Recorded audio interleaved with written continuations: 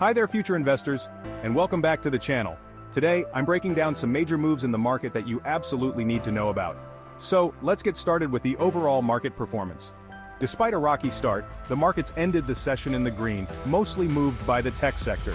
My own portfolio swung from a 0.6% loss to a 1.43% gain by the end of the day. Here's an overview of biggest movers of the day. So, NVIDIA and Supermicrocomputer both surged by 8%. A big factor? NVIDIA's CEO, Jensen Huang, spoke at a conference, and very simply explained the demand for their products is through the roof and does not look like slowing down anytime soon. The company added a staggering $100 billion in market cap just yesterday. Next, exciting news from Tesla. They've confirmed the event on October 10th in Los Angeles.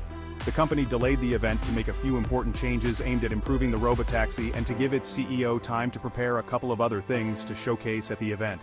Musk expects the robotaxi fleet to work similarly to a mix of Airbnb and Uber. The robotaxi fleet will be mostly owned by Tesla, but individual customers can also add or subtract their vehicles to the fleet. Everything will be managed by the Tesla app. These are exciting times. Now let's talk about Apple. The tech giant has hit a bit of a snag.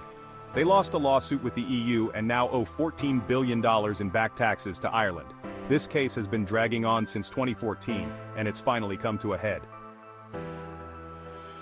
Another pain is coming from China. Huawei unveiled a trifold phone.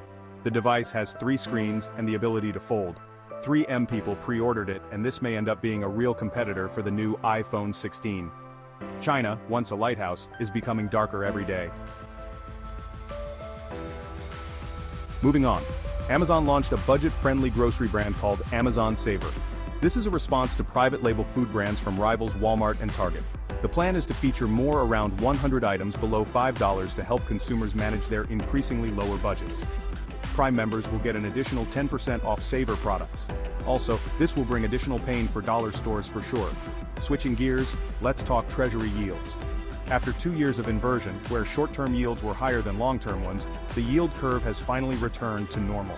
While this might seem like a good sign, some investors are worried it could signal an upcoming recession. And speaking of economic indicators, inflation cooled in August to a 3-year low, increasing just 2.5% from a year earlier. That's down from 2.9% in July.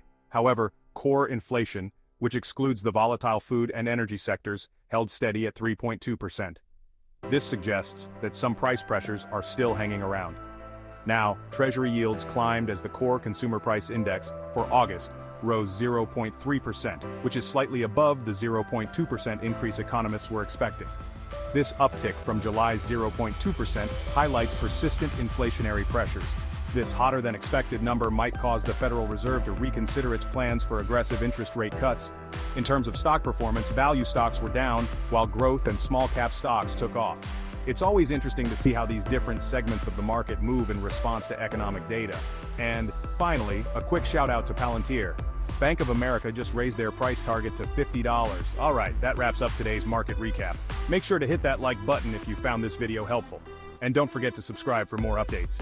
As always, shout out to my buddy Luke. You can find his work at LBecker Finance. Stay sharp, stay ahead, and I will see you back in a brief future.